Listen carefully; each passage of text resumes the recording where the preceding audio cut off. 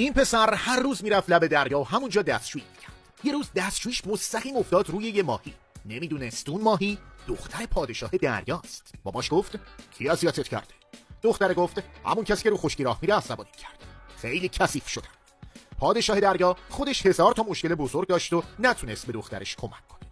دخترم از لجش تصمیم گرفت خودش از اون پسر انتقام بگیره. برای اینکه مردم خشکی بهش شک نکنن، دم ماهیشو تبدیل کرد به 2 تا پا.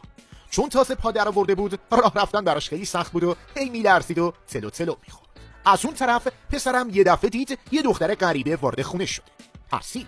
به خودش اومد، سری یه حوله آورد و بهش داد و بابت اتفاقی که افتاده بود ازش معذرت خواهی کرد. دختر فهمید پسر اونقدرام که فکر میکرد آدم بدی نیست. تازه یادش افتاد پسر همیشه لب دریا براش غذا میریخت و دستشویی کردنش اتفاقی بود. تو همین حین چند تا لات و لوت بیرون از خونه داد و بیداد میکردن و تهدید میکردن که خونه رو آتیش میزنن.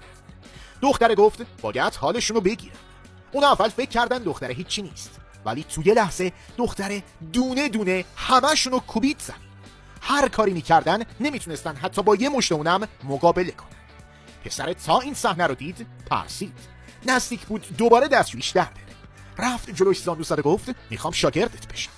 قبل از اینکه دختر چیزی بگه بیرون سر و صدا شد. دویدن بیرون و دیدن یک کشتی باربری افتاده وسط یک گرداب بزرگ و داره غرق میشه. پسر بدون فکر پرید تو آب تا مردمو نجات بده، اما عوضش خودش داشت غرق میشد.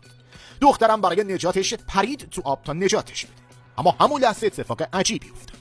اما قبلش اگه این ماهی با مزه است این ویدیو رو لایک کن. همون لحظه یه نهنگ غول پیکر از راه رسید و دختره رو یه جا قورت داد.